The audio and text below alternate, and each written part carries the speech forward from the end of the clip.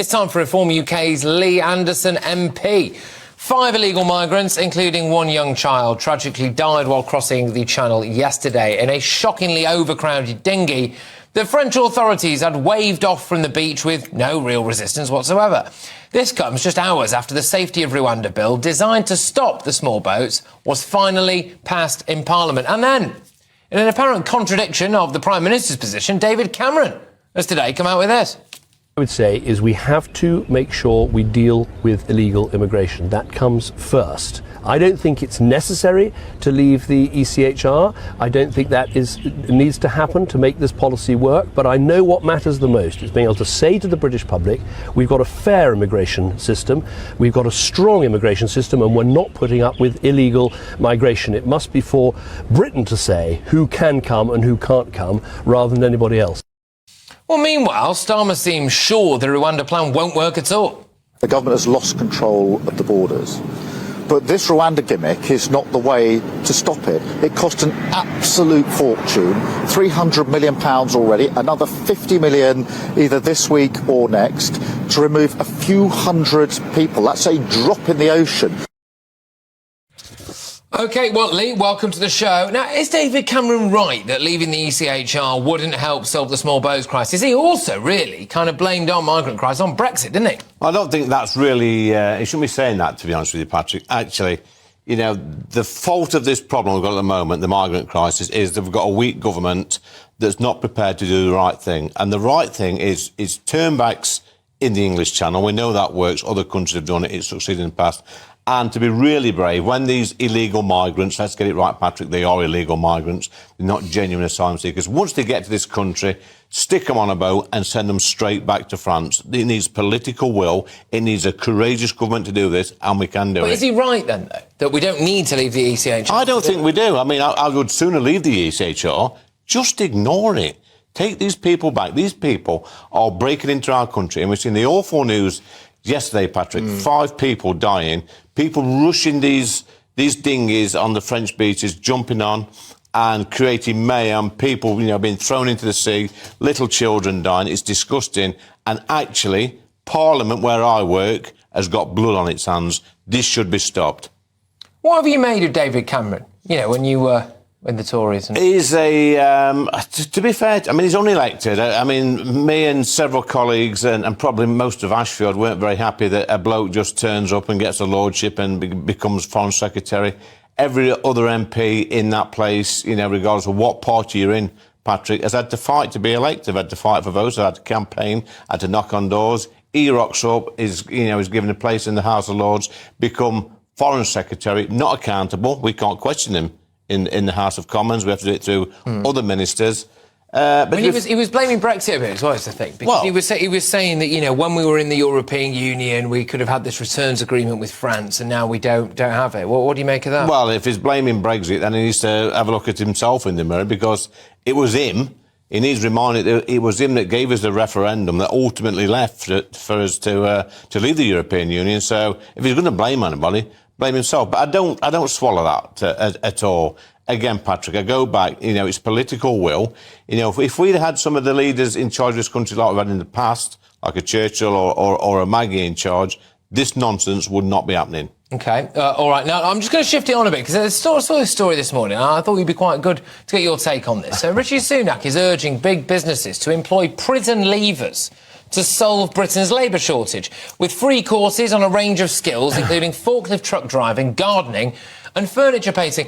Now, look, Lee, is this a clever solution to rehabilitation, or actually, frankly, a disaster waiting to happen? Well, I've always said that I always believe in giving people second chances, Patrick. I think there's a lot of people in prison that need a second chance. Obviously, some days you can give them 2, 3, 4 chances and they will recommit offences. But we have in this country probably about 90,000 people in prison at the moment. And I know for a fact, we all know that we've got probably 80,000 vacancies in, picking fruit, picking vegetables in the agricultural sector. That, for me, has always been a simple solution. I've said it in the past. But look, we have prisoners coming out of prison now. They've got nowhere to live. They've got no job. They've got no skills. The chances of them reoffending are pretty high. I say, give them a chance, learn them a trade, Get them into that habit of getting up in the morning, going to work, and being respectful, and learning those life skills and those work skills they need to get back into the employment market. Give them a chance. Yeah, look, I'm all for that. I am all for that. My concern would be a situation where a hard-working school leaver who's done nothing wrong in their life finds themselves in a situation where they're being bumped down a queue because someone who's just left prison, a prolific shoplifter or whatever, is being trained to drive a forklift truck for free instead of that. But we can't have that, can we? No, I understand that argument, Patrick. But then again, to keep a prisoner in prison is probably £1,000, £2,000 a week to keep these people in prison. It's much cheaper. And it's better for the country if we can get these people.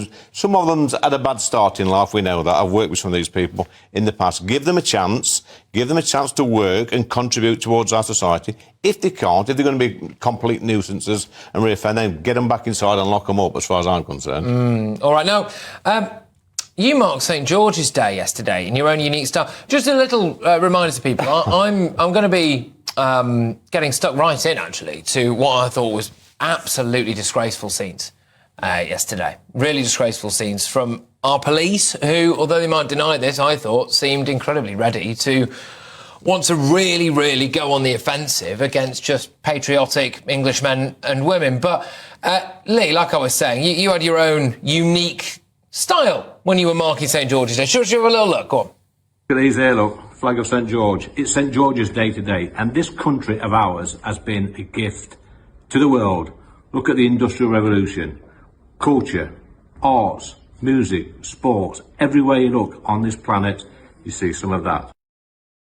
So not everyone was feeling as patriotic as you, it's fair to say, Lee. One Twitter user said, here we go, classic.